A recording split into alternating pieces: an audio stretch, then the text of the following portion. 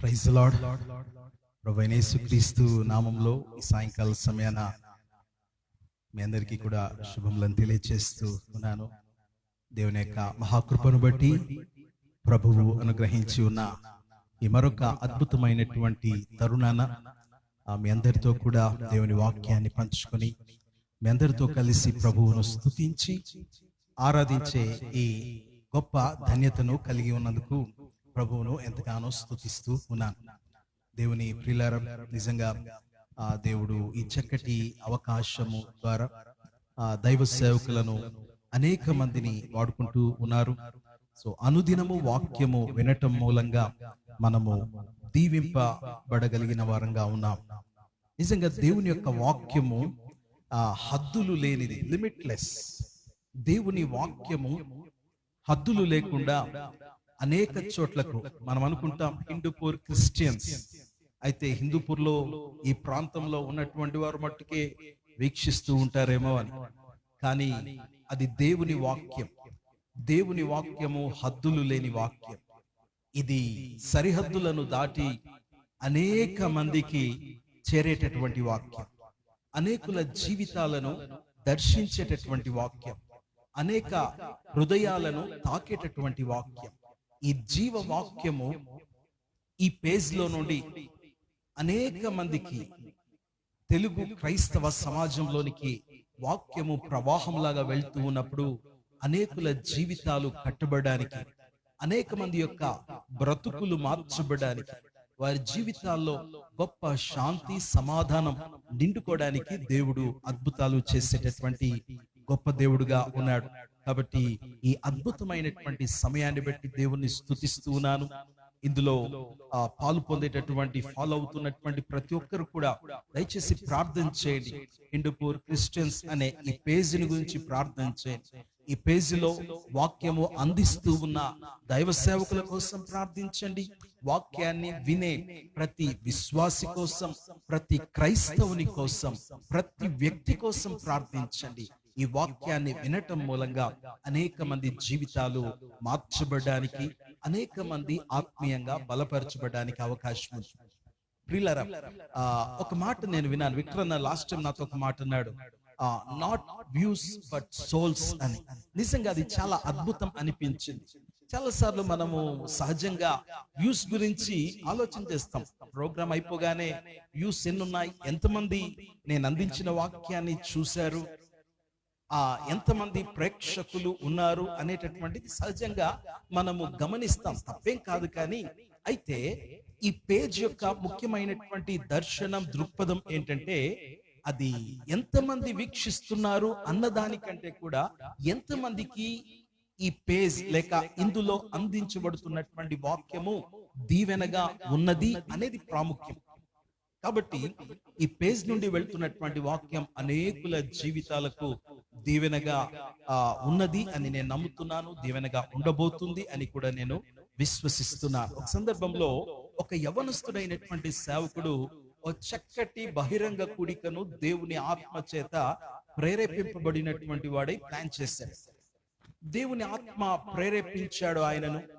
ఒక special meeting, public meeting arrange చేయమని చెప్పి దేవుడు ప్రేరేపించాడు. ఆ ప్రేరేపణను బట్టి ఈ యవనస్తుడు ఓ మంచి గ్రౌండ్ ను ప్రిపేర్ చేసుకున్నాడు. చక్కటి విశాలమైన మైదానంలో గొప్ప సభను నిర్వహించడానికి ఏర్పాట్లన్నీ చేయించాడు. అన్ని ఘనమైనటువంటి ఏర్పాట్లు జరిగిన తరువాత ఆ మీటింగ్ ఆ దినం ఆసన్నమైంది, ఆ సమయం కూడా ఆసన్నమైంది. సాయంకాలం మీటింగ్ జరిగే సమయం వచ్చింది. గ్రౌండ్ అంతా కూడా అన్ని అరేంజ్మెంట్స్ తో చక్కగా సిద్ధం చేయబడింది. గ్రౌండ్ నిండా చైర్స్ వేయబడ్డాయి, కింద కూర్చోడానికి కావాల్సిన కార్పెట్స్ వేయబడ్డాయి, చక్కటి సౌండ్ సిస్టమ్, కావాల్సిన లైటింగ్, పెండాల్స్ అన్ని కూడా వేయబడ్డాయి. అన్ని సిద్ధం చేయబడ్డాయి. కానీ ఆ గ్రౌండ్ లోనికి మీటింగ్ అటెండ్ అవ్వడానికి ఒక్క వ్యక్తి కూడా రావటం లేదు. ఒక్క వ్యక్తి కూడా రాకపోయేసరికి ఆ దైవజనుడు కొంచెం దిగాలుగా ఆలోచన చేస్తున్నాడు, చూస్తూ ఉన్నాడు. ఈలోగా ఆ సప్లయర్స్, ఆయన సౌండ్ సిస్టమ్ కావాల్సినటువంటి ఆ థింగ్స్ అన్ని తీసుకొచ్చినటువంటి వ్యక్తి ఏం చేశాడంటే, ఏంటి సార్ మీటింగ్ ప్లాన్ చేశారు, ఎవరు రావట్లేదు, ఏం చేస్తాం అనుకుంటున్నారు సార్ అంటే, పాస్టర్ గారు ఒక నిమిషం ప్రార్థన చేసుకుని ఇక కాసేపు ఆగుదాము అని అన్నాడు. అయితే కాసేపు ఆగాక ఆయన ప్రార్థన చేసుకుంటా ఉంటే దేవుని ఆత్మ ఆయన హృదయంలో ఇచ్చిన ప్రేరేపణ ఏమిటి అంటే, నువ్వు మీటింగ్ ను ప్రారంభించు, నువ్వు పాటలను ప్రారంభించు, నువ్వు ఆరాధన జరిగించు, నీవు వాక్యాన్ని అందించు. దేవుడు ఆత్మలో ఆయనను బలవంత పెడుతూ ఉన్నాడు. ఆత్మలో దేవుడు బలవంత పెడుతూ ఉన్నప్పుడు ఈ యవనుడైనటువంటి సేవకుడు ఏం చేస్తున్నాడంటే, దేవుని ఆత్మ ఎలా నడిపిస్తూ ఉన్నాడో అలా నడుస్తూ ఉన్నాడు. ఆలస్యం చేయకుండా ఆయన చక్కగా దేవుడు ఇచ్చిన నడిపింపు మేరకు పాటలను ప్రారంభించాడు, ఆరాధన జరిగించాడు. ఆ తరువాత వాక్యాన్ని అందించడం మొదలు పెట్టాడు. వాక్యం ముగిసి అయిపోయింది. వాక్యం ముగిసినప్పుడు ఏం జరుగుతుందంటే, ఆ చివరిలో ఆల్టర్ కాల్ ఇస్తూ ఉన్నప్పుడు, ముగింపు ప్రార్థన చేస్తున్నప్పుడు, ఆ ముగింపు ప్రార్థనలో ఒక్క వ్యక్తి ముందుకు ఏడుస్తూ వచ్చాడు.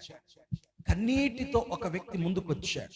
ఆ వ్యక్తి కన్నీటితో ముందుకొచ్చి విలపిస్తూ అంటున్నాడంట, అయ్యా, నిజంగా మీరు చెప్పిన వాక్యం అంతా నా కోసమే చెప్పారు. మీరు మాట్లాడిన ప్రతి మాట నా కోసమే మాట్లాడారు. నా జీవితం అగమ్య గోచరంగా ఉంది. నేను ఇంత చక్కని బిజినెస్ కలిగి ఉన్నాను, కానీ ఈ బిజినెస్ అంతా లాస్ బిజినెస్ గా ఉంది. ఎంతో నష్టపోయారు, అంతా కోల్పోయారు. ఈ రోజు ఈ ప్రోగ్రామ్ కు ఏ ఉద్దేశంతో వచ్చానంటే, ఈ ప్రోగ్రామ్ అయిపోయిన తర్వాత మీరిచ్చే పేమెంట్ తీసుకొని నా ఆత్మహత్య కోసం కావాల్సినవి సిద్ధం చేసుకుందాం అనే ఆలోచనతో నేను వచ్చానయ్యా. అయితే మీరు చెప్పిన బోధించిన ప్రతి మాట నా హృదయాన్ని నిజంగా నన్ను దర్శించాయి. ఈ మాటలు నన్ను ఎంతగానో ధైర్యపరిచాయి. కృంగిపోయిన స్థితిలో నుండి నన్ను లేవనెత్తాయి. నాకు గొప్ప ధైర్యాన్ని ఇచ్చాయి. నాకు నిరీక్షణను కలుగచేశాయి. నేను క్రీస్తు యేసును విశ్వసించి ఆ ప్రభువైన యేసు క్రీస్తు కోసమే జీవించాలని ఆశపడుతూ ఉన్నాను అనే నిర్ణయంతో కన్నీళ్లతో ముందుకొచ్చాడు. ప్రియులారా, చూడండి, అంటే అర్థం ఏంటంటే, దేవుడు ఆ యవ్వనస్తుడైన సేవకుని ఆ మీటింగ్ అరేంజ్ చేయమని ఎందుకు ప్రేరేపించాడు అంటే, కేవలం ఒకే ఒక్క వ్యక్తి కోసం, గొప్ప కాంగ్రిగేషన్ రావాలా అన్నది కాదు. కానీ ఉద్దేశం, ఆ ఒక్క వ్యక్తి మరణానికి తన మనసును సిద్ధం చేసుకున్న ఆ ఒక్క వ్యక్తి తన జీవితాన్ని ప్రభువునకు అర్పించుకొని మారు మనస్సు పొంది రక్షణ పొందగలిగినట్లయితే అది పరలోకములో దేవునికి గొప్ప సంతోషం. హల్లెలూయా. కాబట్టి వ్యూస్ అన్నది కాదు ముఖ్యం, souls, not views but souls. ఎంతమంది అన్నది కాదు, కానీ ఎంతమంది జీవితాలు దీవింపబడ్డాయి, ఎంతమంది మనస్సులు మార్చబడ్డాయి, ఎంతమంది ధైర్యపరచబడ్డారు, ప్రోత్సహించబడ్డారు, అది ప్రాముఖ్యమైనటువంటిది. కాబట్టి ఈ పేజ్ ద్వారా అందించబడుతున్న వాక్యం ఫేస్బుక్ లో ఇంకా చాలా గ్రూప్స్ లో షేర్ చేయబడుతున్నప్పుడు చాలా మంది వాక్యాన్ని వింటారు. విన్న వాళ్ళలో ఎంతో మంది జీవితాల్లో దేవుడు కార్యాన్ని జరిగిస్తాడని నేను విశ్వసిస్తున్నాను. దాన్ని బట్టి దేవునికి మహిమ చెల్లిస్తున్నాను. ఈ సాయంకాల సమయంలో మనం కొద్ది సమయం ప్రభువును స్తుతించి ఆరాధించి వాక్యంలోనికి వెళ్దాం. మొదటిగా ఏంజెల్ అండ్ ప్రిన్సీ ఒక చక్కటి పాటను పాడి వినిపిస్తారు. ఆ తరువాత బ్రదర్ మోసెస్ ఒక పాటను పాడి వినిపిస్తారు. ఈ పాటలు పాడుకున్న తరువాత మనము ముందు కార్యక్రమంలోనికి వెళ్దాం. చిన్న ప్రార్థన చేసి ప్రభు వైపు చూస్తూ మనము స్తుతిలోనికి వెళ్దాం. ప్రేమగల పరిశుద్ధుడు అయిన తండ్రి, ఈ సాయంకాల సమయంలో హిందూపూర్ క్రిస్టియన్ స్పేస్ ద్వారా ఈ వాక్యం అందింపబడుతూ ఉండగా, ప్రభు అయిన యేసు, ఈ సాయం సమయాన మీరు అనేకులను దర్శించండి, మీ మహిమను కనపరుస్తూ అనేకుల జీవితాలను మార్చండి, వారి స్థితిగతులను మార్చండి, వారిని ధైర్యపరచండి, విశ్వాసంతో నింపుమని వేడుచున్నాం. ఇదిగో ప్రభా, మా స్తుతిని ఆరాధనను దీవించండి. ధ్యానించవలసిన వాక్యాన్ని మీరే మాకు అనుగ్రహించండి. ఈ సమయమంతటిని మీ చేతులకు అప్పగించుకుంటాం. క్రీస్తు యేసు పరిశుద్ధ నామంలో ప్రార్థిస్తున్నాము తండ్రి. ఆమేన్. ఆమేన్.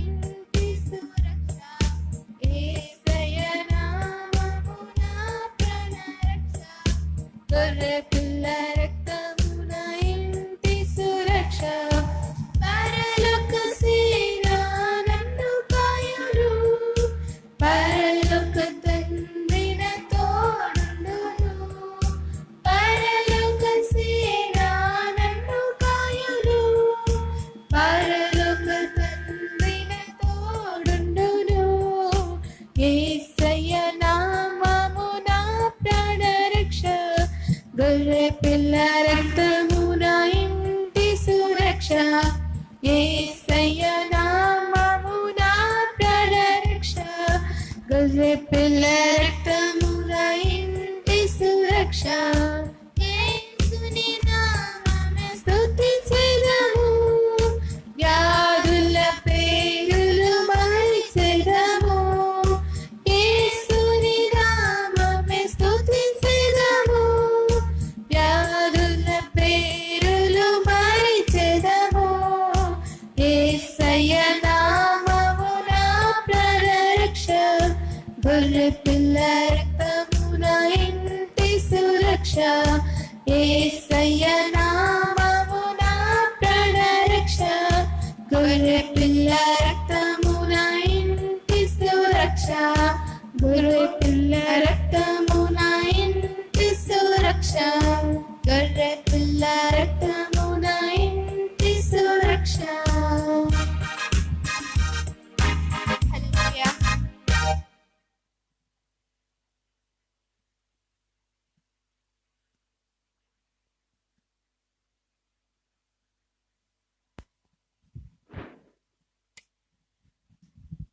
Praise the lord. దేవునికి సమస్త మహిమ కలుగును గాక.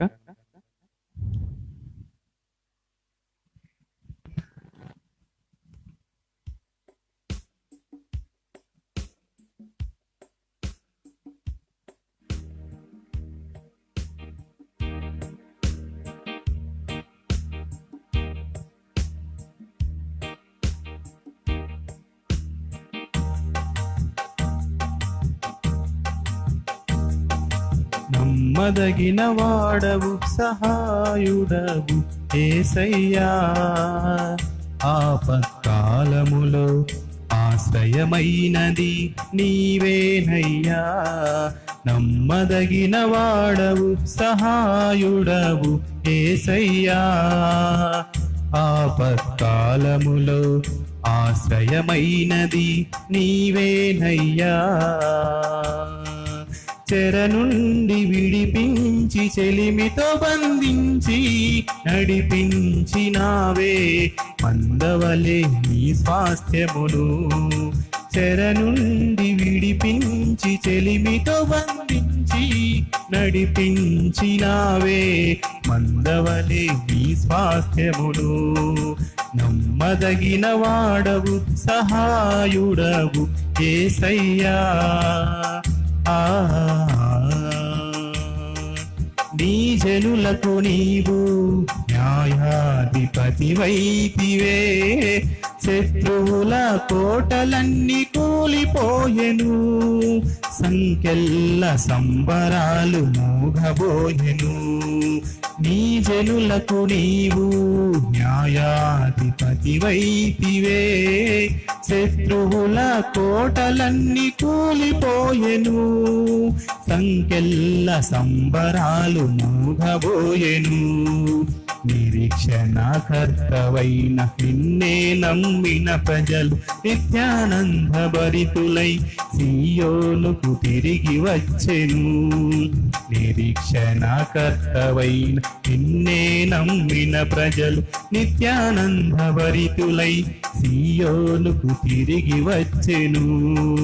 నమ్మదగిన వాడవు సహాయుడవు యేసయ్యా, ఆపత్కాలములో ఆశ్రయమైనది నీవేనయ్యా.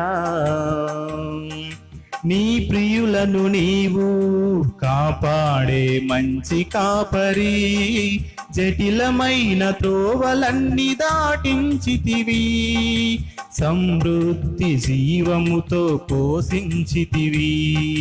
నీ ప్రియులను నీవు కాపాడే మంచి కాపరి, జటిలమైన త్రోవలన్నీ దాటించితివి, సమృద్ధి జీవముతో పోషించితివి. ఆలోచనకర్తవైన నీ స్వరమే వినగా నిత్యాధరణను పొంది నీ క్రియలను వివరించెను. ఆలోచనకర్తవైన నీ స్వరమే వినగా నిత్యాధరణను పొంది నీ క్రియలను వివరించెను. నమ్మదగిన వాడవు సహాయుడవు యేసయ్యా, ఆపత్కాలములో ఆశ్రయమైనది నీవేనయ్యా. నా బలహీనత యందు శ్రేష్టమైన కృపనిచ్చితివి, యోగ్యమైన దాసునిగా మలచుకొంటివి, అర్హమైన పాత్రగా నన్ను నిలుపుకొంటివి. నా బలహీనత యందు శ్రేష్టమైన కృపనిచ్చితివి, యోగ్యమైన దాసునిగా మలచుకొంటివి, అర్హమైన పాత్రగా నన్ను నిలుపుకొంటివి. ఆదరణకర్తవై విడువక తోడై నిలిచి సర్వోత్తమమైన మార్గములో నడిపించుము. ఆదరణకర్తవై విడువక తోడై నిలిచి సర్వోత్తమమైన మార్గములో నడిపించుము. నమ్మదగిన వాడవు సహాయుడవు యేసయ్యా, ఆపత్కాలములో ఆశ్రయమైనది నీవేనయ్యా. నమ్మదగిన వాడవు సహాయుడవు యేసయ్యా, ఆపత్కాలములో ఆశ్రయమైనది నీవేనయ్యా. చెర నుండి విడిపించి చెలిమితో బంధించి నడిపించినావే మందవలే నీ స్వాస్థ్యమును. చెర నుండి విడిపించి చెలిమితో బంధించి నడిపించినావే మందవలే నీ స్వాస్థ్యమును. నమ్మదగిన వాడవు సహాయుడవు యేసయ్యా.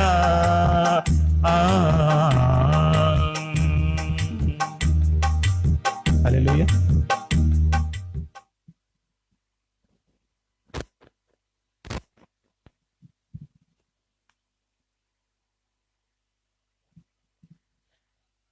ప్రభు స్తోత్రాలు. ఈ సమయంలో మనమందరం కూడా అంత సమయం ప్రభువును ఆరాధన చేద్దాం. ఆ స్తుతులకు పాత్రుడైనటువంటి దేవుడు, స్తుతి సింహాసనంపై ఆసీనుడగు దేవుడు, మన ఆరాధనను అంగీకరించే దేవుడు, మన మధ్యకు దిగి వచ్చే ప్రభువు, మన కోసం తన యొక్క అద్భుతమైనటువంటి శక్తిని కనుపరిచే దేవుడుగా ఉన్నాడు. మనమందరం కలిసి ఈ సమయంలో మీరున్న చోటున హృదయపూర్వకంగా మిమ్ములను ప్రేమించిన మీ ప్రియ ప్రభువు ఎడల మీ ప్రేమను వ్యక్తపరుస్తూ మనలను దీవించగలిగిన ఆ గొప్ప దేవాది దేవుణ్ణి తన దివ్యమైన మహిమ చేత మనలను సంతోషపరచగలిగిన దేవుడు, మనలను సంతృప్తిపరచగలిగిన ప్రభువు, ఆ గొప్ప ప్రభువును మనమందరము కలిసి స్తుతిద్దాం. ఆయనకు మహిమను చెల్లిద్దాం. ఆయన ఒక్కడే పూజార్హుడు. ఆయనొక్కడే పూజార్హుడు. ఆయనొక్కడే స్తుతి నొందదగిన దేవుడు. సూర్యోదయము మొదలుకొని సూర్యాస్తమయము వరకు స్తుతి నొందదగిన నామము కలిగి ఉన్న దేవుడు మనకున్నాడు. ఆయనకు మనము స్తుతులను చెల్లిద్దామా? ఆయనను మనము ఘనపరుద్దామా? ఈ సాయంకాల సమయంలో ఆయన చేత దీవింపబడడానికి ఇష్టపడదామా? దేవునికి స్తోత్రం చెల్లిద్దాం. హల్లెలూయా. Thank you Jesus. స్తోత్రమే.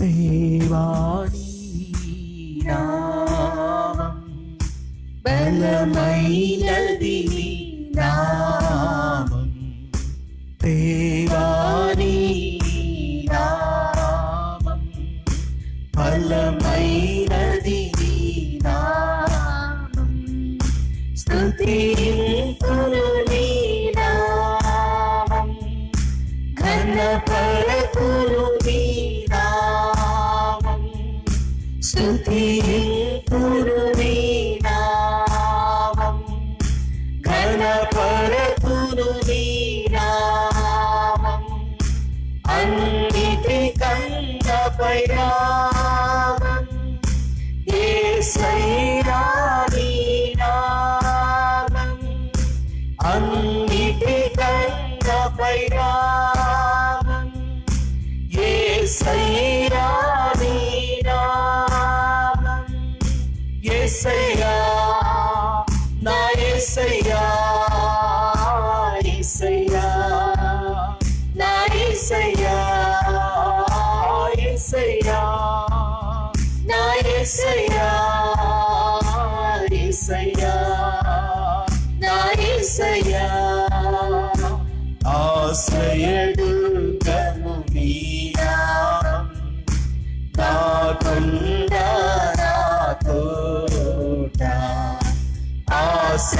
ఆశ్రయదుర్గము నీ నామం, నా కొండ నా కోట, స్తుతింతును నీ నామం, ఘనపరతును నీ నామం, స్తుతింతును నీ నామం, ఘనపరతును నీ నామం, అన్నిటికన్నా నామం యేసయ్యా నీ నామం, అన్నిటికన్నా నామం యేసయ్యా నీ నామం, యేసయ్యా నా యేసయ్యా, యేసయ్యా నా యేసయ్యా, యేసయ్యా నా యేసయ్యా, యేసయ్యా నా యేసయ్యా, యేసయ్యా నా యేసయ్యా, యేసయ్యా నా యేసయ్యా, యేసయ్యా నా యేసయ్యా, యేసయ్యా నా యేసయ్యా, యేసయ్యా నా యేసయ్యా, యేసయ్యా నా యేసయ్యా, యేసయ్యా నా యేసయ్యా, యేసయ్యా నా యేసయ్యా, యేసయ్యా నా యేసయ్యా, యేసయ్యా నా యేసయ్యా.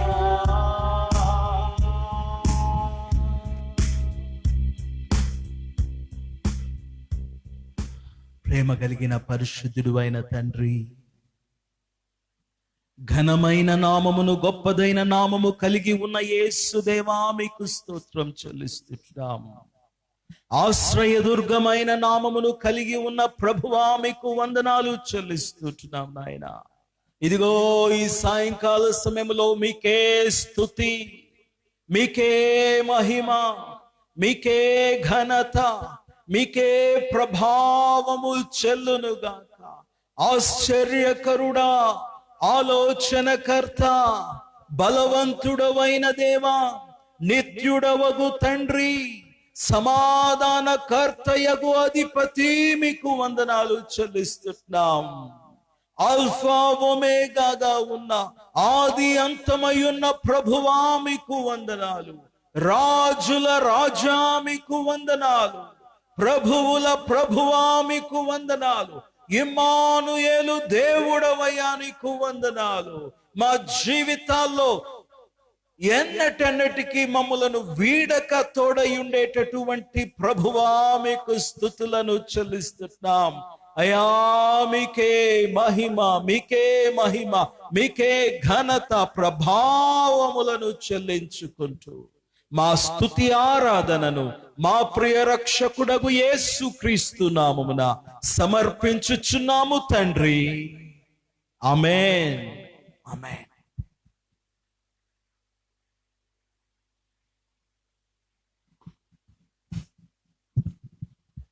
పరిశుద్ధ గ్రంథంలోనికి మనం వెళ్దాం. దేవుని యొక్క వాక్యాన్ని మనము గమనిద్దాం. లూకా సువార్త 1వ అధ్యాయం.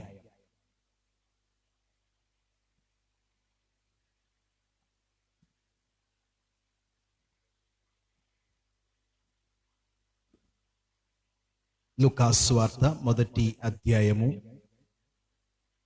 11వ వచనం, 12వ వచనం, 13వ వచనం చదువుకుందాం. ప్రభువు దూత ధూపవేదిక కుడివైపున నిలిచి అతనికి కనబడగా జకర్యా అతని చూచి తొందరపడి భయపడినవాడాయను. అప్పుడు ఆ దూత అతనితో, జకర్యా భయపడుకుము, నీ ప్రార్థన వినబడినది. నీ భార్య అయిన ఎలిజబెతు నీకు కుమారుని కన్ను, అతనికి యోహాను అను పేరు పెట్టుదువు. దేవుడి వాక్యం దీవించును. క్రీస్తునందు ప్రియులారా, ఈ సాయంకాల సమయంలో మీ అందరికీ కూడా మన ప్రభువైన మన రక్షకుడైన యేసు క్రీస్తు నామములో శుభములను తెలియజేస్తూ ఉన్నాను. ఈ సాయంకాల సమయంలో దేవుని వాక్యంలోనికి మనం ప్రవేశిస్తూ ఉండగా దేవుడు మనకిస్తూ ఉన్న అంశం ఏంటంటే వెయిటింగ్, వేచి ఉండటం, వేచి ఉండటం.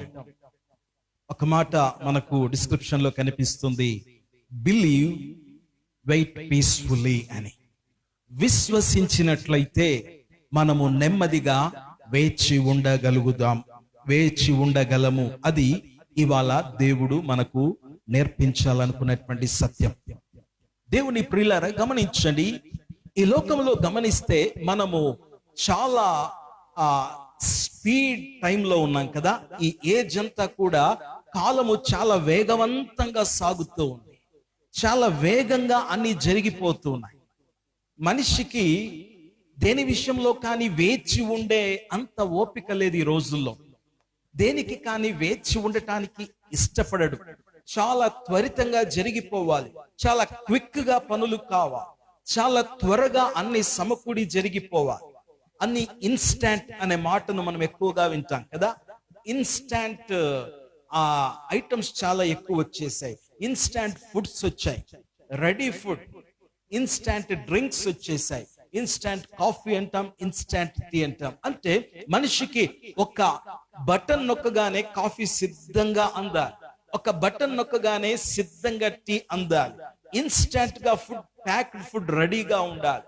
ఇన్స్టాంట్ గా తయారు చేసిన చపాతీ, పరోటా మనకు ఈ రోజుల్లో బాగా సూపర్ మార్కెట్స్ లో అందుబాటులో ఉంది. ఇన్స్టాంట్ గా సిద్ధం చేసిన దోశ పిండి, ఇడ్లీ పిండి, ఇలాంటివన్నీ కూడా. అంటే మనిషి ఎక్కువగా దేనికోసం టైం వెచ్చించడానికి ఇష్టపడు, చాలా అన్ని త్వరగా జరిగిపోవాలి, అన్ని సులువుగా అందుబాటులో ఉండాలి అని మనిషి కోరుకుంటూ ఉంటాడు. మనం ఒకవైపు ఇంటర్నెట్ కూడా చూస్తున్నప్పుడు చాలా వేగవంతమైన ఇంటర్నెట్, ఫాస్ట్ స్పీడ్ గా ఉన్న ఇంటర్నెట్ కావాలని మనం కోరుకుంటాం. ఈ ఏజ్ ను కంప్యూటర్ ఏజ్ అని అంటున్నాం కదా. ఈ కంప్యూటర్ ఏజ్ లో మనిషి అన్నింటిలో కూడా బాగా ఈ స్పీడ్ కు అలవాటు పడిపోయాడు. ఏదో 2G ఇంటర్నెట్ వాడేవాళ్ళం, 2G నుండి 3G వచ్చింది, 4G 5G ఇంటర్నెట్ వాడుతున్నారు. అనగా ఈ జనరేషన్స్ అన్నటువంటివి చేంజ్ అయిపోతూ ఉన్నాయి. మనిషి యొక్క మేధస్సును బట్టి, మనిషి యొక్క అభిష్టాన్ని బట్టి అన్ని కూడా చాలా మార్పులు రావటం మనకు కనిపిస్తుంది. అయితే ఇన్ని మార్పులు వచ్చి మనిషి ఇంత స్పీడ్ కు అలవాటు పడుతూ ఉన్నప్పటికీ కూడా అన్నింటిలో ఆ అతి త్వరితంగా జరిగిపోవాలి అనుకునేటటువంటిది కుదరదు. కొన్నింటికైనా కొన్ని త్వరగా జరిగిపోతాయి, కానీ కొన్నింటి కోసమైనా మనిషి వేచి ఉండక తప్పదు. కొన్నింటి కోసమైనా మనిషి వేచి ఉండక తప్పదు. ఇలా మనం వేచి ఉంటూ ఉన్నప్పుడు కొన్నింటి విషయంలో అయితే మనం వెయిట్ చేస్తూ ఉన్నప్పుడు ఎలా ఉంటుంది అంటే, మనకు బాగా ఇష్టమైనటువంటి వస్తువు కోసం మనం వెయిట్ చేస్తున్నాం అనుకోండి, మనకి ఇష్టమైనటువంటి దానికోసం మనం ఎదురు చూస్తూ ఉన్నప్పుడు అదొక ప్రత్యేకమైన అనుభూతిగా ఉంటుంది. ఎంతో ఇష్టంగా, ఎంతో సంతోషంగా, ఎంత త్వరగా నేను ఆ వస్తువును పొందుకుంటాను అనేటటువంటి ఆశతో ఎదురు చూస్తూ ఉంటాం. ఒకవేళ ఈ రోజుల్లో చాలా మందికి ఆ మొబైల్ ఫోన్స్ అంటే చాలా ఇంట్రెస్ట్. మొబైల్ ఫోన్ లేకుండా మనిషి బ్రతకలేకుండా అయిపోయాడు. మొబైల్ ఫోన్ అంటే చాలా ఇంట్రెస్ట్ గా ఉంటుంది కాబట్టి ఈ మొబైల్ ఫోన్ కోసం ఒక మంచి ఇన్స్ట్రుమెంట్ సెలెక్ట్ చేసుకున్నారనుకుందాం. ఆ ఇన్స్ట్రుమెంట్స్ ను ఆర్డర్ చేశారు. దాన్ని పొందుకోవడం కోసం వెయిట్ చేస్తున్నాం. వెయిట్ చేస్తున్నప్పుడు మనం ఆర్డర్ చేసినటువంటి ఆ ఈకామ్ కంపెనీలోనికి వెళ్ళి మన యొక్క ఆర్డర్ ను మనం గమనిస్తూ ఉంటాం. దాని ట్రాకింగ్ చూస్తూ ఉంటాం. మన ఐటమ్ డిస్పాచ్ అయి ఉందా, డిస్పాచ్ అయినటువంటి ఐటమ్ ఎక్కడి దాకా షిప్పింగ్ అయ్యింది, అది ఆ ట్రాన్స్పోర్టేషన్ ఎక్కడి దాకా వస్తూ ఉంది, ఎప్పుడు మనకు డెలివరీ అందుతుంది, ఎంతో ఆతురతతో మనము దానికోసం ఎదురు చూస్తూ ఉంటాం. మనకు కావలసిన దానికోసం, ఇష్టపడేటటువంటి దానికోసం.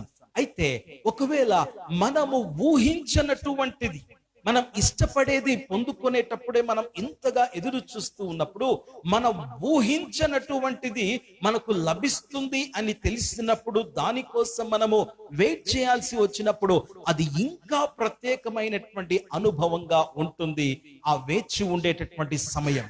అయితే దేవుని యొక్క వాక్యంలోనికి వస్తూ ఉన్నప్పుడు, దేవుని యొక్క వాక్యానుసారంగా వేచి ఉండేటటువంటి సమయము అనున్నటువంటిది మన యొక్క విశ్వాసం మీద ఆధారపడి ఉంటుంది. మనం దేవుని యొద్ద నుండి ఈ లోకములో ఒక దానిని రిసీవ్ చేసుకునేటప్పుడు మనం ఎలా వేచి ఉంటామో, వెయిట్ చేస్తూ ఉంటామో, మనం దేవుని యొక్క సన్నిధిలో దేవుని నుండి పొందుకోవాల్సినటువంటి వాటి కోసం మనం ఆయన సన్నిధిలో కనిపెట్టాలి, ప్రార్థించాలి. ఆయన సన్నిధిలో మనం కనిపెట్టి, ఆయన సన్నిధిలో మొర్రపెట్టి అడిగి దానిని పొందుకోవటం కోసం మనం ఎదురు చూస్తూ ఉండాలి. దానిని పొందుకోవటం కోసం మనం ఎదురు చూస్తూ ఉన్నప్పుడు ఆ అనుభవం ఎలా ఉంటుంది అన్నది మనము ఆలోచన చేయవలసినటువంటి వారంగా ఉంటూ ఉన్నాం. ఒకసారి గనక మనం గమనించినట్లయితే, మనం విశ్వాసం కలిగి అడిగి ఆ విశ్వాసం ద్వారా దాన్ని పొందుకుంటూ ఉన్నాం అనుకోండి, అది అద్భుతమైనటువంటి అనుభవంగా ఉంటుంది. అయితే విశ్వాసములో ఏదైనా కొంచెం లోటుపాటు ఏర్పడినప్పుడు అది కొంత బాధాకరమైనటువంటి అనుభవంగా ఉంటుంది. ఈ రోజున మనం చూస్తున్నాం, దేవుడు మన ముందుకు చక్కటి కుటుంబాన్ని తీసుకొచ్చారు. ఈ కుటుంబం ఎవరు అంటే జకరియా ఎలిజబెత్ల కుటుంబం. బైబిల్లో మనకు కనిపిస్తూ ఉన్న ఒక మంచి ఆత్మీయత కలిగిన కుటుంబం జకరియా ఎలిజబెత్ల కుటుంబం. ఈ జకరియా ఎలిజబెత్ల కుటుంబాన్ని చూస్తున్నప్పుడు బైబిల్ వాళ్ళ యొక్క ఆత్మీయతను గురించి బహు చక్కగా అభివర్ణిస్తూ ఉంది. 6వ వచనంలో, వీరిద్దరూ ప్రభువు యొక్క సకలమైన ఆజ్ఞల చెప్పునను న్యాయ విధుల చెప్పునను నిరపరాధులుగా నడుచుకొనుచు దేవుని దృష్టికి నీతిమంతులై యుండిరి. దేవుని యొక్క ఆజ్ఞల చెప్పున, న్యాయ విధుల చెప్పున బహు జాగ్రత్తగా నడుచుకుంటున్నారట. నిరపరాధులుగా నడుచుకుంటూ ఉన్నారు. ఏ అపరాధము వాళ్ళలో లేదు, ఏ తప్పు వాళ్ళలో వేలెత్తి చూపడానికి లేదు. వాళ్ళు చాలా నీతిమంతులుగా, దేవుని దృష్టికి నీతిమంతులుగా కనిపిస్తున్నారు. దేవుని దృష్టికి నీతిమంతులుగా కనిపిస్తూ ఉన్న నిరపరాధులుగా జీవిస్తున్నటువంటి, దేవుని ఆజ్ఞలను, కట్టడలను, న్యాయ విధులను అన్నింటినీ చక్కగా అనుసరించి నడుచుకుంటూ ఉన్నటువంటి ఈ కుటుంబంలో ఒక తీరని లోటు ఉంది. ఇంత భక్తి కలిగినటువంటి కుటుంబం దేవుని యొక్క సేవ చేసే కుటుంబముగా ఉంది. అద్భుతంగా యాజకత్వము చేసే గొప్ప ఆధిక్యత కలిగిన కుటుంబముగా ఉంది.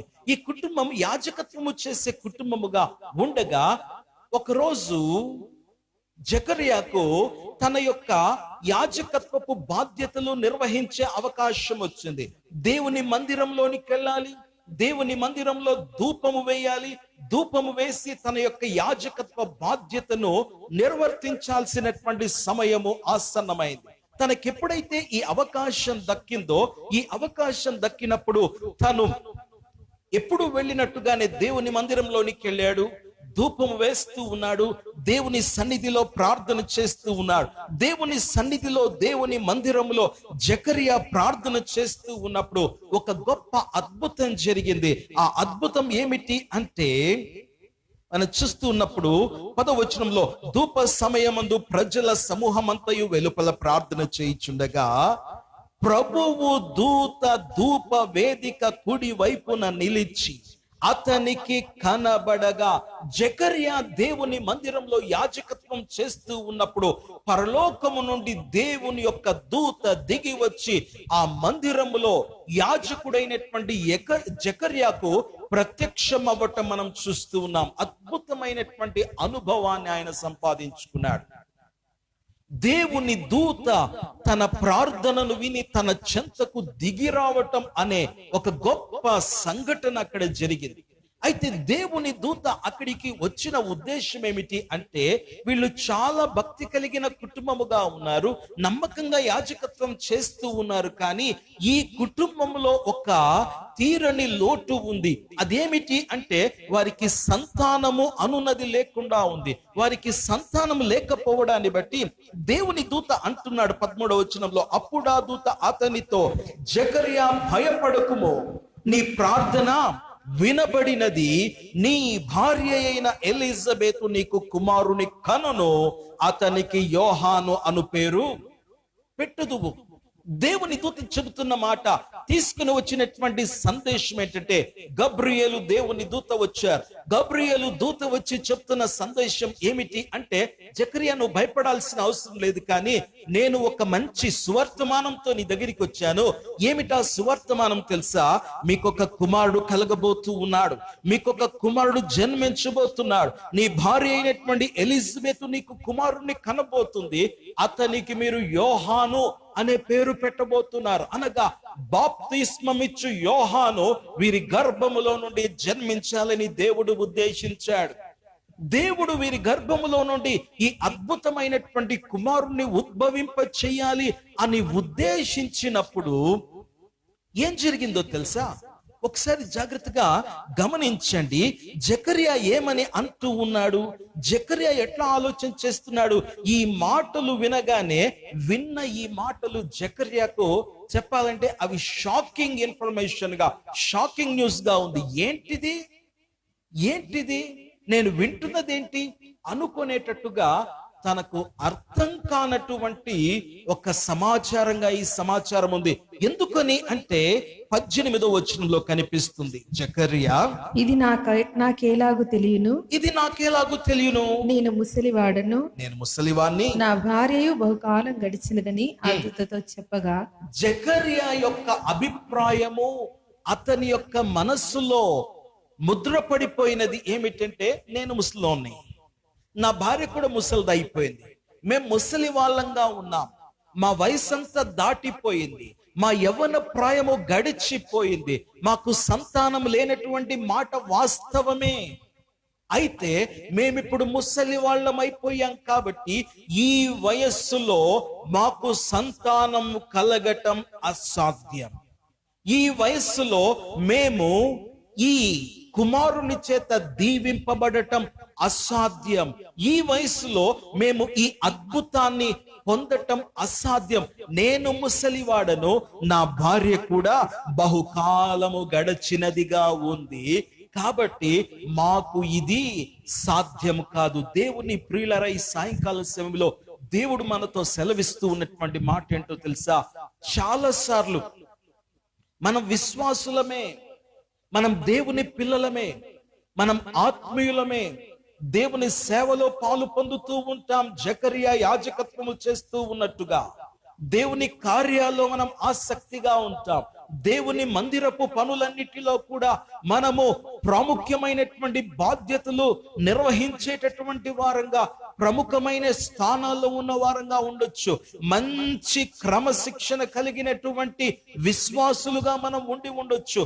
అనుదిన ప్రార్థన విషయంలో కాని, అనుదిన వాక్య ధ్యాన విషయంలో కాని, దేవుని మందిరానికి వెళ్ళేటటువంటి క్రమము విషయంలో కాని, వీటన్నిటి విషయంలో కూడా చాలా మంచి ఆత్మీయత, ఆత్మీయ క్రమము, మంచి భక్తి కలిగిన జీవితము జీవిస్తూ ఉన్న వారమై ఉండవచ్చు. అయితే కొన్ని సందర్భాల్లో ఏమవుతుందో తెలుసా? నీ భక్తిని బట్టి, నీ విశ్వాసాన్ని బట్టి దేవుడు నిన్ను దీవించాలనుకుంటాడు. దేవుడు నీ కోసం అద్భుతం చేయాలనుకుంటాడు. ఎలాంటి అద్భుతం చేయాలనుకుంటాడు అంటే, అది గొప్పదైన అద్భుతం, మన ఊహకు మించిన అద్భుతం. మనము అడుగు వాటన్నిటికంటే కూడా, ఊహించు వాటన్నిటికంటే కూడా గొప్పదైనది ఆయన చేయాలనుకుంటాడు. ఎందుకు అంటే ఆయన ప్రణాళిక లాంటిది.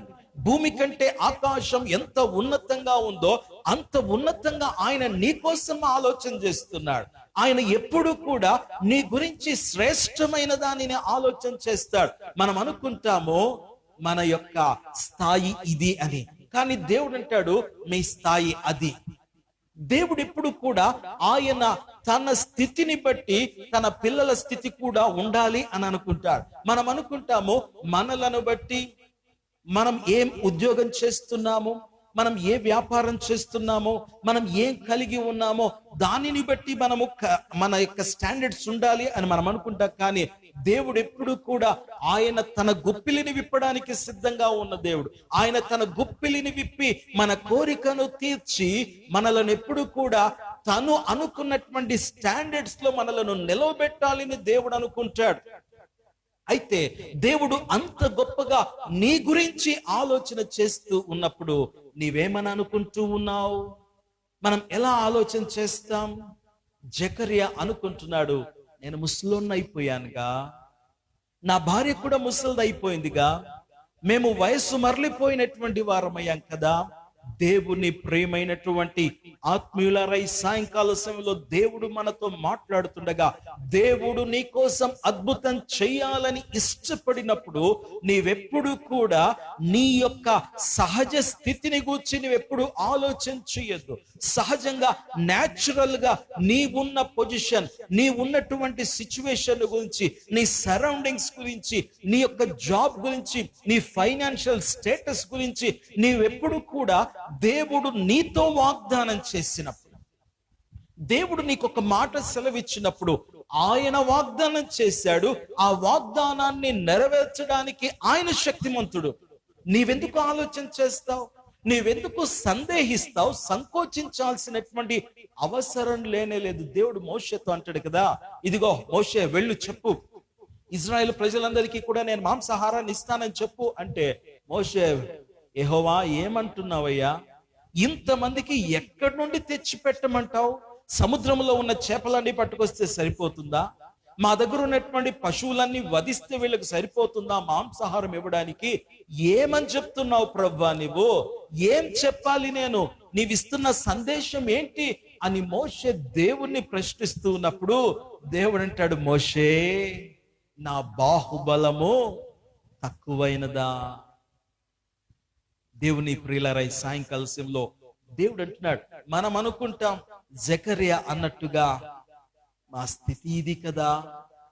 దేవుడు అంటున్నాడు, నా బాహుబలము తక్కువైనదా? నా బాహుబలము తక్కువైనదా? ఆయన హస్తం ఎప్పుడు కానీ కురచ్చ కాలేదు, ఆయన చెవులు ఎప్పుడు కానీ మందం కాలేదు.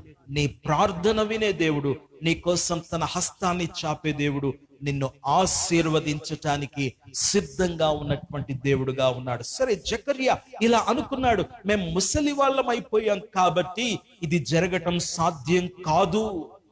కానీ ఆయన అంటున్నాడు, యెహోవాకు అసాధ్యమైనది ఏదైనా కలదా? ఆయనకు అసాధ్యమైనటువంటిది ఏది కూడా లేనే లేదు. ఆయన చెయ్యలేనిది అంటూ ఏది కూడా లేనే లేదు. దేవుని ప్రేమైనటువంటి బిడ్డలరా, ఈ యొక్క సాయంకాల సమయంలో మనము విశ్వసించాల్సింది ఏమిటంటే ఆయన చెయ్యగలడు. ఏం జరిగిందో చూద్దాం.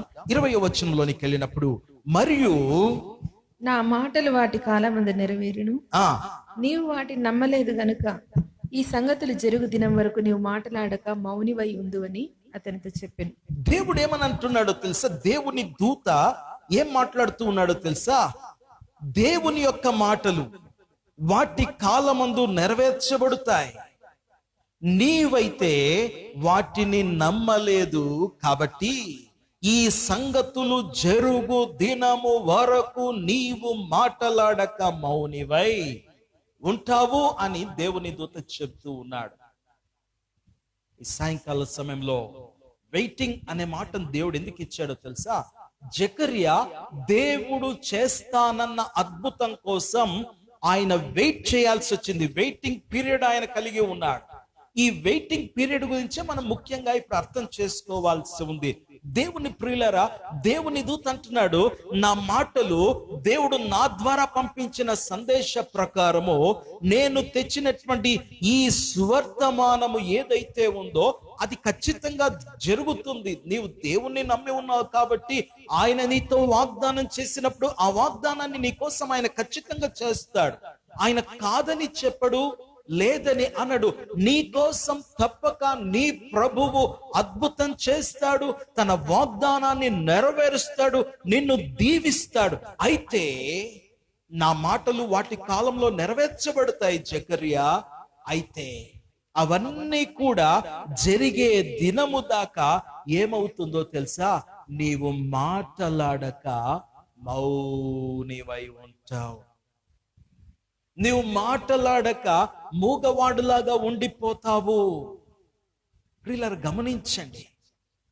గమనించండి ఒకసారి. జకర్యా ఎంతకాలం మౌని అయి ఉండిపోయాడు. ఇంకా ఇప్పుడు సందేశం వచ్చింది, అంతే కదా? దేవుని దూత ద్వారా సందేశం వచ్చింది.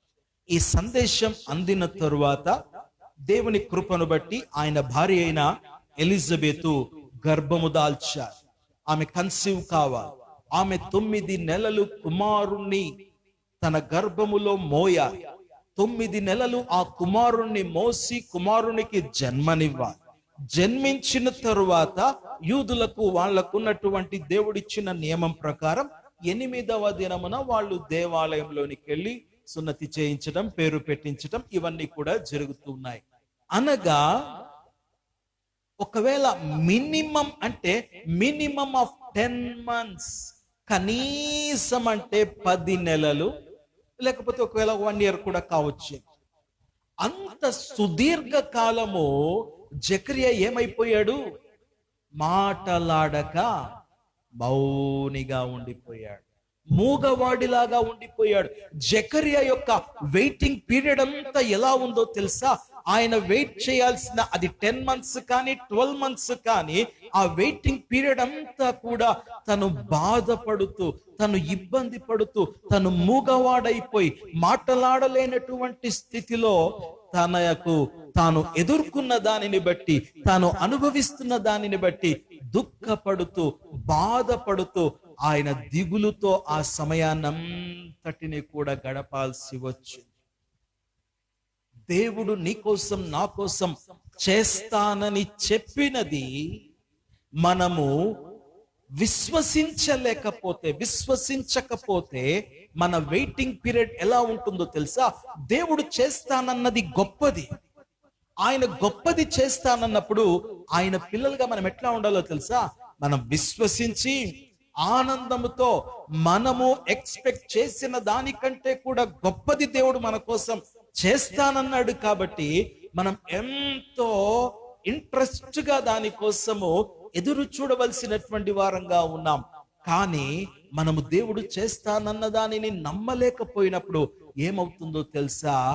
మనము జకర్యాలాగా ఆ అద్భుతం జరిగేదాకా, అది ఏ అద్భుతం అయితే దేవుడు సెలవిస్తాడో అది జరగటానికి ఎంత సమయం పడుతుందో దానిని మనము ఎక్స్పీరియన్స్ లోనికి తెచ్చుకునేదాకా, ఆ అద్భుతం మన లైఫ్ లో అది క్రియారూపకము దాల్చేదాకా ఆ పీరియడ్ అంతా కూడా మనం ఏదో బాధపడుతూ, బాధతో, దుఃఖముతో, అయ్యో ఆ రోజు నమ్మలేకపోయానే, నమ్మింటే ఎంత సంతోషంగా ఉండేది, ఎంత బాగుండేది లైఫ్, నమ్మలేకపోవడాన్ని బట్టి దుఃఖముతో దుఃఖముతో దుఃఖముతో బాధతో ఎదురు చూడాల్సిన పరిస్థితి వస్తుంది.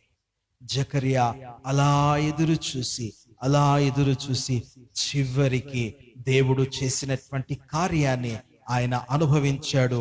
దేవుని యొక్క కృపలో, దేవుని యొక్క చిత్తానుసారంగా ఆ కుమారుడైనటువంటి యోహానుకు పేరు పెట్టాల్సినటువంటి ఆ సమయం ఆసన్నమైనప్పుడు అందరూ అడుగుతున్నారు, ఏం పేరు పెట్టాలి అంటే ఎలిజబెత్ అంటుంది, ఆయనకు యోహాను అనేటటువంటి పేరు పెట్టండి. అయితే వాళ్ళు జకర్యాను అడుగుదామో ఆయన ఏం చెప్తాడో అని అనుకున్నప్పుడు జకర్యా రాత పలక తెమ్మంటున్నాడు, స్లేట్ తెమ్మంటున్నాడు. 1వ అధ్యాయము 63వ వచనంలో 64వ వచనం చూస్తే, వెంటనే అతని నోరు తెరవబడి నాలుక సడలి అతడు దేవుని స్తుతించుచు మాట్లాడసాగాను. చూడండి, పలక తెమ్మన్నాడు, ఏం పేరు పెట్టాలి అంటే యోహాను అనే పేరు రాశాడు. వాళ్ళంతా ఆశ్చర్యపడ్డారు. ఎప్పుడైతే యోహాను అనే పేరు రాశాడో వెంటనే అతని నోరు తెరువబడి, నాలుక సడలి అతడు దేవుని స్తుతించుచు మాట్లాడసాగాడు. ఆయన నోరు తెరవబడి, ఎప్పుడు అంటే ఆ వెయిటింగ్ పీరియడ్ అంతా కూడా అయిపోయినప్పుడు. ప్రియులారా, మన జీవితాల్లో వెయిటింగ్ పీరియడ్ అన్నటువంటిది అది దుఃఖకరంగా ఉండకుండా చూసుకోవాలి, అది ఆనందంగా ఉండేదిగా చూసుకోవాలి. అందుకోసమే వెయిటింగ్ ఎలా ఉండాలో తెలుసా? Believe and wait peacefully.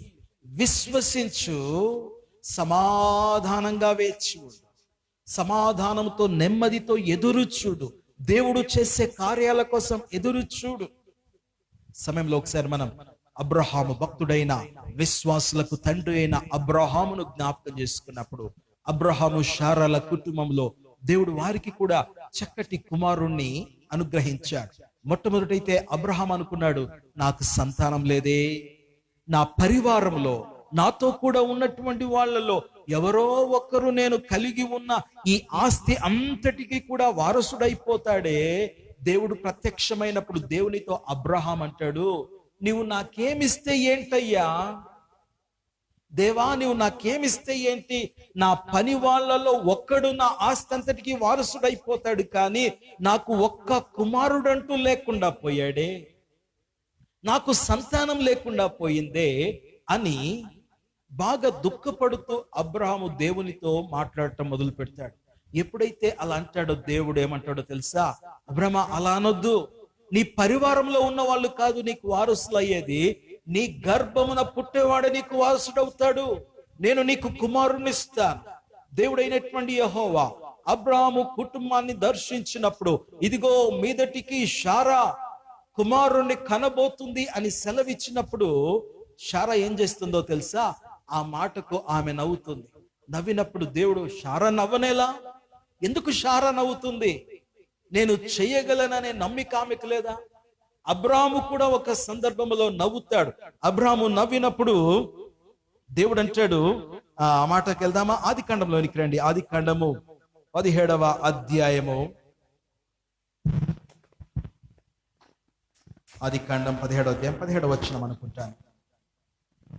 అప్పుడు అబ్రహాం సాగిలపడి నవ్వి, 100 వానికి సంతానం కలుగునా, 90 ఏళ్లు శారా కనునా అని మనస్సులో అనుకొనెను. అబ్రహాం ఏం చేస్తున్నాడు? సాగిలపడ్డాడు, కానీ లోపల నవ్వుకుంటూ ఆయన 100 వానికి సంతానం కలుగుతుందా, 90 ఏళ్ల వయసులో ఉన్న శారా కుమారుణ్ణి కంటుందా అని తన మనసులో అనుకున్నాడట. అబ్రహాం కూడా మొదట్లో కొంచెం డౌట్ పడ్డాడు. అయితే ఏం జరిగిందో తెలుసా?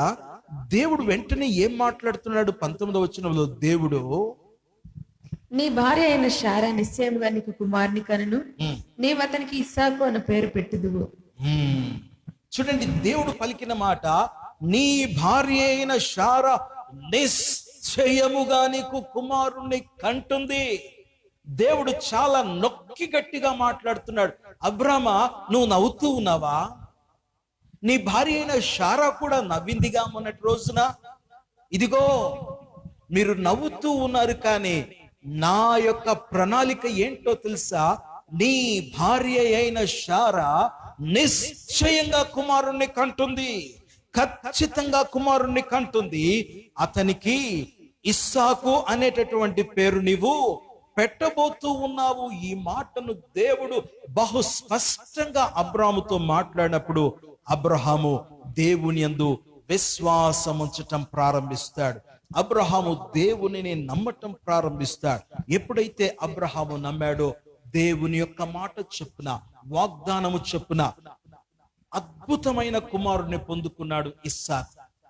అయితే అబ్రాహాము దేవుని యొక్క వాగ్దాన నెరవేర్పు కోసం ఆయన 25 సంవత్సరాలు 25 ఇయర్స్ ఆయన వెయిట్ చేయాల్సి వచ్చింది. అయితే ఈ 25 ఇయర్స్ వెయిటింగ్ పీరియడ్ లో అబ్రహాముకు ఎలా గడిచిపోయిందో, ఆ వాగ్దానం నెరవేర్చబడలేదు. అయితే ఆ వాగ్దానం కోసం అబ్రహాము దేవునిని నమ్మి ఎదురు చూస్తూ ఉన్నాడు. ఈ వాగ్దానము నిమిత్తము ఆయన ఎదురు చూస్తూ ఉన్నప్పుడు ఈ వాగ్దానమునకు సంబంధించి ఏ శిక్ష కానీ, ఏ పనిష్మెంట్ కానీ, ఏ విధమైనటువంటి ట్రబుల్ కానీ అతడు ఫేస్ చేయాల్సిన, ఎక్స్పీరియన్స్ చేయాల్సినటువంటి నిమిత్తం లేకుండా అబ్రహాము యొక్క జీవితం, ఆ 25 సంవత్సరాల వెయిటింగ్ పీరియడ్, అది సులువుగానే సాగిపోతూ వచ్చింది. జకర్యా లైఫ్ లో అయితే కుమారుని కోసం వెయిట్ చేస్తూ ఉన్నప్పుడు నమ్మకపోవడాన్ని బట్టి అతడు బాధగా ఎదురు చూడాల్సి, వేచి ఉండాల్సి వచ్చింది. అబ్రహాము యొక్క జీవితంలో అయితే అతడు దేవుడు చెప్పిన నిశ్చయముగా అనే మాటను నమ్మిన కారణాన్ని బట్టి అతడు ఆ వాగ్దానము నిమిత్తం సుదీర్ఘకాలం వేచి ఉండాల్సి వచ్చినా కూడా అతడు నెమ్మదిగానే వేచి ఉండాల్సి వచ్చింది. విశ్వసిస్తే మనము నెమ్మదిగా వేచి ఉండగలుగుతాం. నెమ్మదిగా వేచి ఉండి దేవుడు చేసే అద్భుతాన్ని మనము పొందుకోగలుగుతాం. ఒకవేళ మనము అలా విశ్వసించలేకపోయామనుకోండి, దేవుడు అద్భుతం చేస్తాడు నీకోసం. అయితే ఆయన చేయకుండా మానడు. ఆయన ప్రేమ కలిగిన దేవుడు. ఆయన మనలను ప్రేమిస్తూ ఉన్నాడు. ఆయన మనలను దీవించటానికే ఇష్టపడతాడు. అయితే ఆ అద్భుతాన్ని పొందుకునే లోపు మనము ఇబ్బంది పడాల్సి వస్తుంది, కాస్త కష్టపడుతూ సమయాన్ని గడపాల్సి వస్తుంది. అందుకే ఈ సాయంకాల సమయంలో ప్రభు అంటున్నాడు, వెయిటింగ్, వేచి ఉండటం. ఎలా వేచి ఉంటావు? విశ్వసించు, నెమ్మదిగా వేచి ఉండు, సమాధానంతో వేచి ఉండు, దేవుడు చేసే గొప్ప కార్యాన్ని అనుభవించు.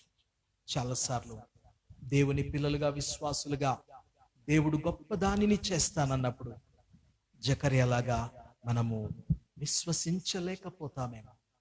కానీ సాయంకాలం ప్రభు మనలను ధైర్యపరుస్తూ ఉన్నాడు. ఆయన మనలను ప్రోత్సహిస్తూ ఉన్నాడు.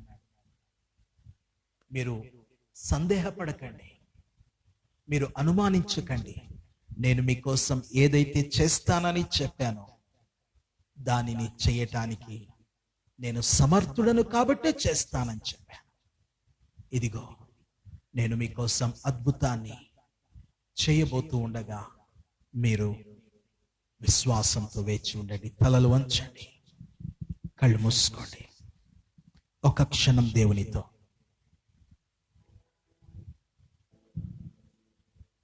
దేవుని సన్నిధిలో విన్న మాటను మనం ఆలోచన చేద్దాం.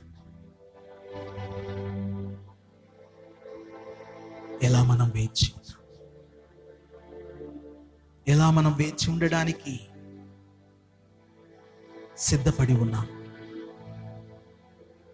జకర్యాలాగా దేవుడు చేస్తానన్న గొప్ప కార్యాన్ని మనము నమ్మలేక సందేహించి, నాకు ఇంతటి అద్భుతం జరగటమా, ఇంత గొప్ప ఆశీర్వాదం నేను పొందటమా, అంతటి దీవెనకు నేను అర్హుడను కాదే, ఇది నా జీవితంలో జరగటం సాధ్యం కాదే. దేవుడు నీతో వాగ్దానం చేసిన తరువాత కూడా ఇలాంటి ఆలోచనలతో మనం ఒకవేళ ఉంటే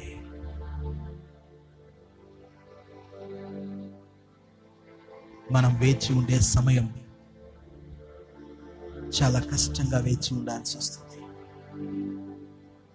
కానీ దేవుడు మనల్ని ప్రోత్సహిస్తూ ఉన్నాడు. అబ్రహాములాగా విశ్వసిద్దాం. 100 ఏళ్ల వయసులో అబ్రహాం కుమారుణ్ణి పొందగలమని విశ్వసించాడు. 90 ఏళ్ల వయసులో ఉన్న శారా కుమారుణ్ణి కంటుందని విశ్వసించాడు. దేవుడు నిశ్చయంగా చేస్తానన్న మాటను విశ్వసించాడు. విశ్వసించుటను బట్టి ఆ 25 ఏళ్ల సమయం వేచి ఉండాల్సిన సమయం ఎలా గడిచిపోయిందో ఆయనకు తెలియదు. దేవుని ప్రియులారా, ఈ సాయంకాల సమయంలో దేవుడు నీ కోసం చేసే గొప్ప కార్యాన్ని విశ్వసించు. దేవుడు నిన్ను దీవించాలని ఇష్టపడుతున్నాడు. ఆయన నిన్ను హెచ్చించాలని ఇష్టపడుతున్నాడు. దేశపు ఉన్నత స్థానాల్లో ఆయన పిల్లలు ఉండాలని ఆయన కోరుకుంటున్నాడు. యోసేపును ఉన్నత స్థానములో ఉంచిన దేవుడు,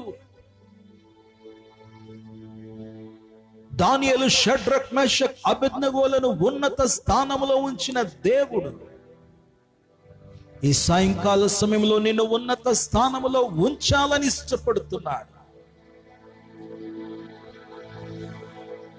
అబ్రహామును ఐశ్వర్యవంతునిగా చేసిన దేవుడు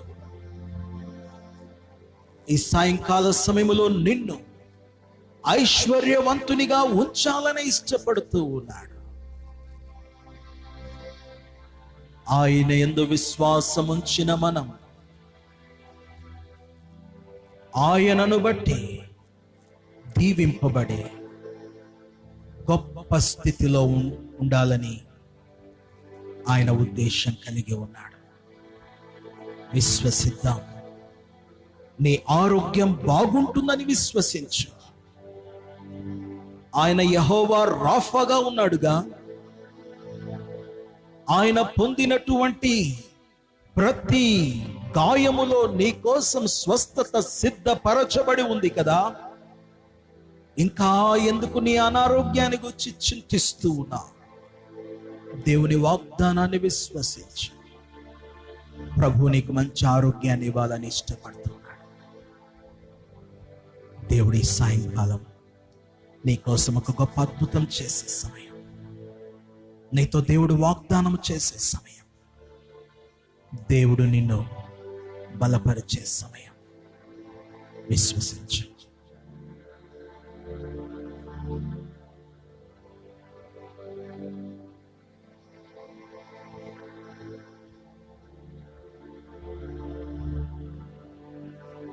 ప్రార్థన చేసుకుందాం. ప్రేమ కలిగిన పరిశుద్ధుడు అయిన తండ్రి, ఈ సాయంకాల సమయంలో మీరు వాక్యము ద్వారా మాతో మాట్లాడినందుకు వందనాలయ్యా. చాలా సార్లు మా శక్తి సామర్థ్యాలను మేము అంచనా వేసుకొని దేవుని కార్యాలను గూర్చి ఆలోచన చేస్తాం. కానీ మా శక్తి సామర్థ్యాలతో సంబంధము లేకుండా తన శక్తిని బట్టి అద్భుతములు చేయు దేవుడు, మేము నమ్మిన దేవుడు అని మేము విశ్వసించుటకు ఈ సాయంకాల సమయంలో మీరు మాతో మాట్లాడి ఉండగా, ప్రభు అయిన యేసు, ఇదిగో నాయన, మేము విశ్వసించుటకు, మేము నమ్మిన ప్రభువు మా జీవితాల్లో గొప్ప వాటిని చేస్తాడని విశ్వసించుట, ఆయన మమ్ములను ఉన్నత స్థితిలో ఉంచు దేవుడని విశ్వసించుటకు, ఆయన మమ్ములను సంపన్నవంతులనుగా ఉంచు దేవుడని విశ్వసించుటకు, ఆయన మమ్ములను ఆరోగ్యవంతులనుగా ఉంచు దేవుడని విశ్వసించుటకు, ఆయన మమ్ములను అనేకులకు దీవెనగా ఉంచు దేవుడని విశ్వసించుటకు సహాయం చేయండి నాయన. గొప్ప కార్యాలు ప్రభా ఈ సాయంకాల సమయంలో లైవ్ లో ఏకీభవిస్తున్న ప్రతి వ్యక్తి జీవితంలో జరిగించండి యేసు.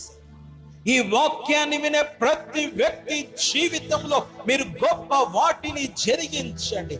నజరేయుడైన యేసు నామములో మీ అసామాన్యమైన శక్తి ప్రతి వ్యక్తి మీదికి దిగి వచ్చునుగాక. ఇది వరకు వారెన్నడూ చూడని గొప్పవైన దీవెనలు వారు ప్రభువు నామములో పొందుదురుగాక. దేవుని చేత దీవింపబడిన వారై, హెచ్చింపబడిన వారై, గొప్ప చేయబడిన వారై, ఘనపరచబడిన వారగుదురుగాక యేసు నామములో. ఆశీర్వదించండి అయ్యా. పరలోకము నుండి మీ హస్తాన్ని చాపి దీవించండి. ప్రతి ఒక్కరిని దీవించండి, ప్రతి కుటుంబాన్ని దీవించండి యేసయ్యా. తండ్రి మీకు స్తోత్రం చెల్లిస్తున్నా. ఇదిగో తండ్రి, మీ మాటను, మీ వాగ్దానం విశ్వసించి ఆనందముతో ప్రభా వాటి నెరవేర్పు కోసం కనిపెట్టగలుగుటకు ప్రతి ఒక్కరికి సహాయపడుమని వేడుకుంటున్నా. ప్రభువైన యేసు మీకే సమస్తమైనటువంటి మహిమను చెల్లిస్తున్నాం. మహిమ, ఘనత, ప్రభావము మీకే కలగాలని ప్రార్థన చేస్తున్నాం. అదే సమయంలో ప్రభా ఈ హిందూపూర్ క్రిస్టియన్స్ ఈ పేజ్ను బట్టి మీకు వందనాలు ప్రభా. ఈ పేజ్ను మేనేజ్ చేస్తున్నటువంటి ఆయన విక్టర్ను మీరు ఆశీర్వదించమని ప్రార్థన చేస్తూ ఉన్నాం.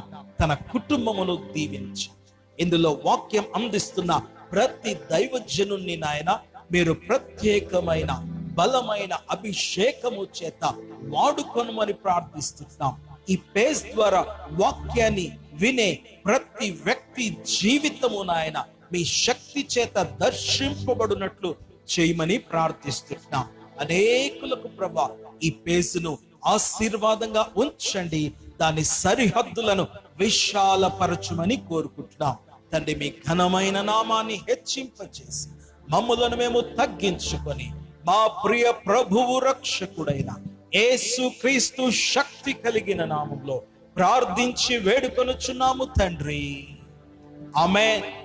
పరమ తండ్రి అయిన దేవుని ప్రేమ, కుమారుడైన యేసు క్రీస్తు కృప, పరిశుద్ధాత్మ దేవుని సహవాసం సదాకాలం మనకు తోడైండును గాక. Amen. Praise lord. Thank you. God bless you. దేవుని చిత్తానుసారంగా మరలా మనం కలుసుకుందాం. అంతటి దాకా ప్రభు యొక్క కృప మనకందరికీ సమృద్ధిగా తోడైండును గాక. ఆమేన్.